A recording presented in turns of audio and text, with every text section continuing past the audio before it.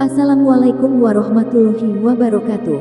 Allahumma sholli ala Sayyidina Muhammad wa ala ali Sayyidina Muhammad. Pemirsa yang dirahmati Allah, marilah kita simak ceramah dari Buya Ar-Razi Hashim dengan tema Aras. Sebelumnya marilah kita perbanyak sholawat minimal 1000 kali sehari, agar hidup kita penuh barokah dan mendapatkan syafaat kelak. Selamat menyaksikan. Bismillahirrahmanirrahim.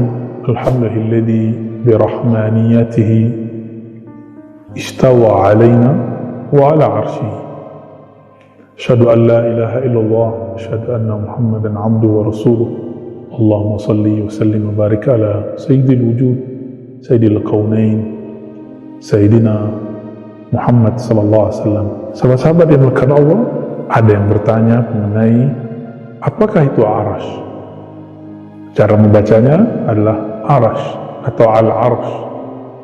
Kata Arash kita dapat temukan dalam Al-Quran sekitar 20 kali. Adapun yang berkaitan dengan Arash Allah itu sekitar 15-an kali, mungkin lebih. Kata Arash secara harfiah berarti singgasana dan sejenisnya. Namun jika dikembalikan dalam Al-Quran, maka Aras bermakna lebih luas lagi. Bahkan tidak ada ilmu manusia hari ini yang dapat memahami hakikat Aras. Jangankan itu, kita tidak ada satupun yang bisa memahami hakikat kursi Allah, hakikat Sidratul Muntaha, hakikat langit. Bahkan kita tidak ada satupun yang pernah mengelilingi bumi. Yang kita lihat itu hanya video-video yang kita pun juga tidak tahu kebenaran bahwa bumi itu bulat atau bumi itu flat. Wallahu a'lam. Teman-teman dimakan Allah, ketika Allah Subhanahu wa taala menyebut Arasy-Nya, Allah sering menggunakan kata azim. Misalnya dalam akhir surat Al-Bara'ah, surat Taubah, Allah mengatakan berfirman, Rabbul Arsyil Azim. Rabb, Allah pencipta, pentadbir, pengatur Aras yang agung. Allah menyebut Aras dengan satu nama, yang nama itu merupakan nama Allah itu sendiri, itu Al-Azim. Yang disebutkan dengan nama Al-Azim itu Nabi Muhammad, kemudian Al-Arash. Wa innaka la'ala khuluqin azim. Sesungguhnya engkau hai Muhammad berada dalam akhlak yang azim, yang agung. Dan azim ini juga disebut sebagai sifat dari Arash. Lalu apakah Arash itu?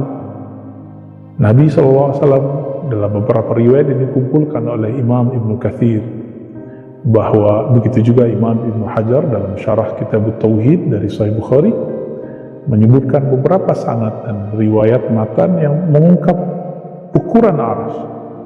Bumi dibandingkan langit itu seperti biji kurma dilempar ke padang pasir. Itulah bumi satu biji, selebihnya padang pasir ibarat langit.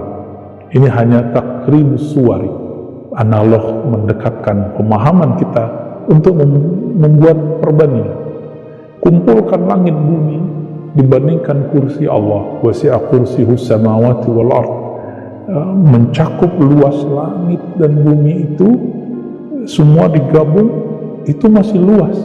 Kursi Allah Subhanahu wa taala digabung, kursi Allah samawat digabung ardh bumi, lalu dibandingkan dengan Aras juga sama, seperti beberapa biji kurma dilempar ke padang pasir itulah ibarat Aras. Sedangkan semua yang tadi selain Aras seperti biji kurma, atau seperti kita punya khatam atau cincin.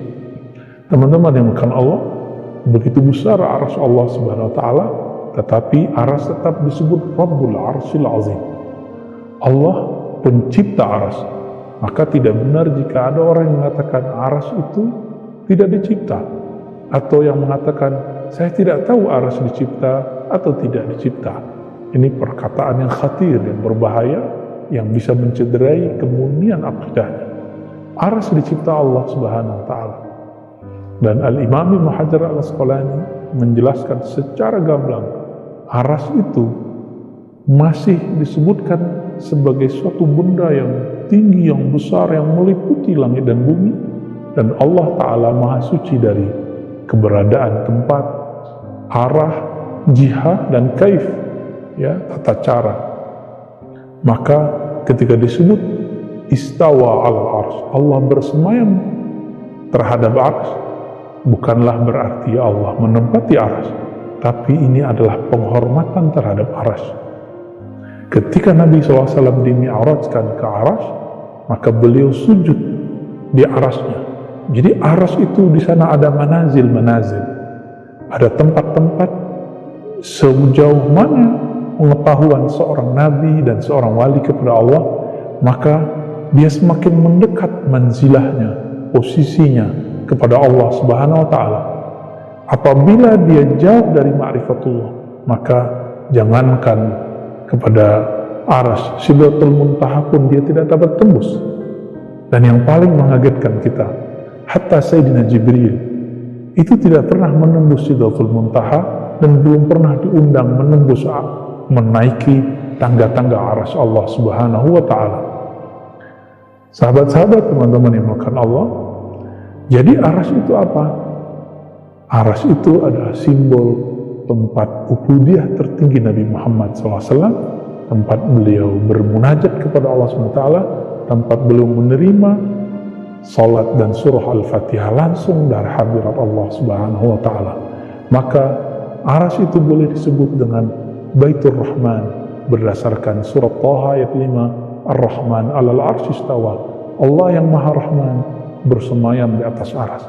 Maka saran kami, saran kita, jangan lagi berdebat apakah istawa, duduk, menempati, menguasai, istaula, istiqrar. Tapi pahami kalimat yang ada dalam surat Thaha ini, Allah yang Maha Rahman beristiwa, bersemayam, menaungi aras. Jika aras itu menaungi langit dan bumi, maka Allah Ta'ala menaungi aras. Maka salah satu doa Nabi, La ilaha rabbul arsyil azim, La ilaha rabbul samawati wa rabbul ardi wa rabbul arsyil karim, ya. Ini doa yang Nabi baca ketika hidup lagi susah, ketika ada masalah yang berat. Jika Allah mengurus aras yang besar itu mudah, maka mengurus masalah kita lebih mudah. Silakan dibaca doa-doa tersebut, sebut arasnya, sebut kehebatannya mengurus aras, maka semua urusan kita akan jadi kecil.